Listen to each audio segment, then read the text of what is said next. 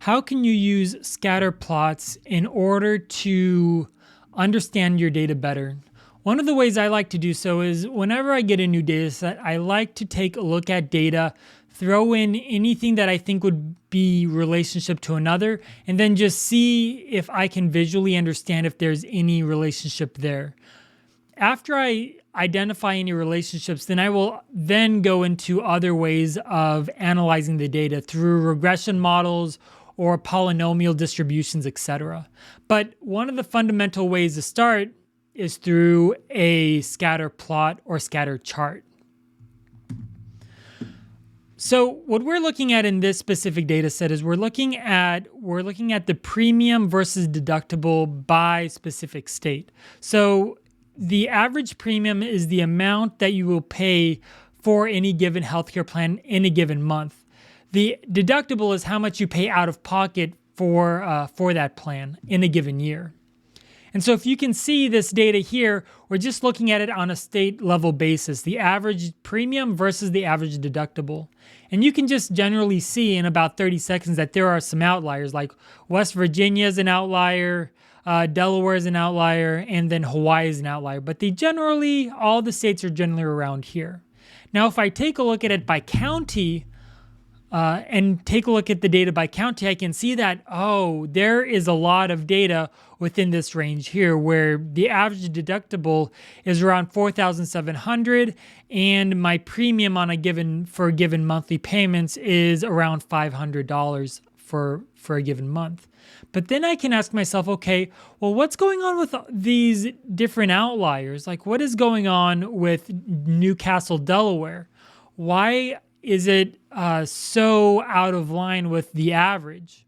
Or, for example, with West Virginia, why is it the case that all of these counties in West Virginia all hover around an average deductible around $4,100 and it has a higher premium? What in the world's going on there? Because you can see that there's a correlation with West Virginia here.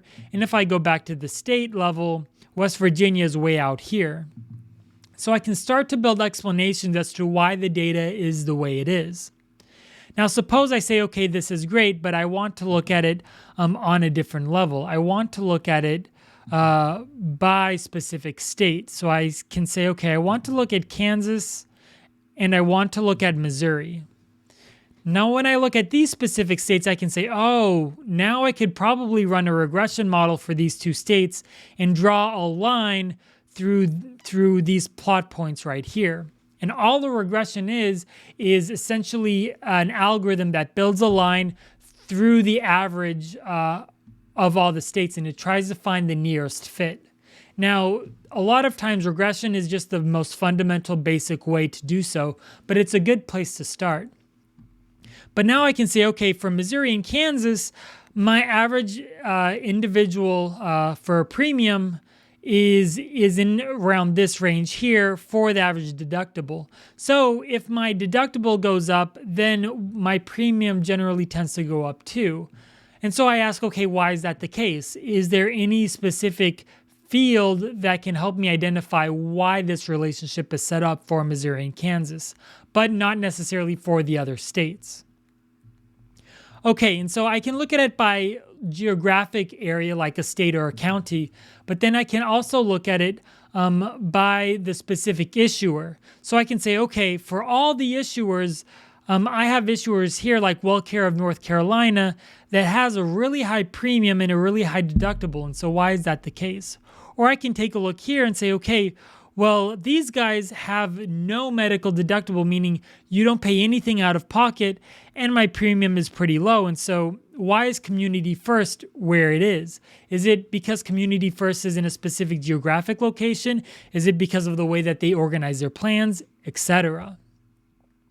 But then outside of just looking at it by issuer, I can also take a look at it by specific plan. And so I can see, there are specific plans that congregate around specific bands of your medical deductible.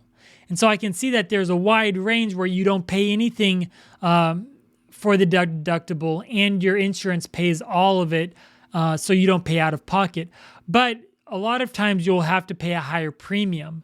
Whereas here, for, like, let's say catastrophic plans, you will pay a out of pocket that is really, really high, but your premiums are low. And I can prove that by saying, okay, I want to look at only catastrophic plans and see where they all lie. And sure and behold, or lo and behold, they all aggregate up to here. But if I compare that with, like, let's say a gold plan, all my gold plans will be generally in this area here.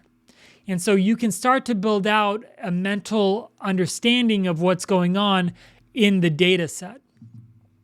I'm going to leave you with one last chart, and you can see that this is a really interesting relationship between the maximum out-of-pocket you pay for a plan and your average deductible.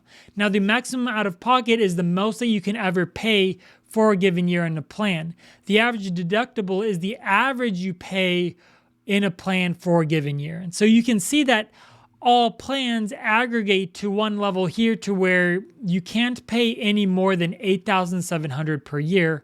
And some plans have the average of $8,700 per year because this is the amount you pay before the insurance kicks in.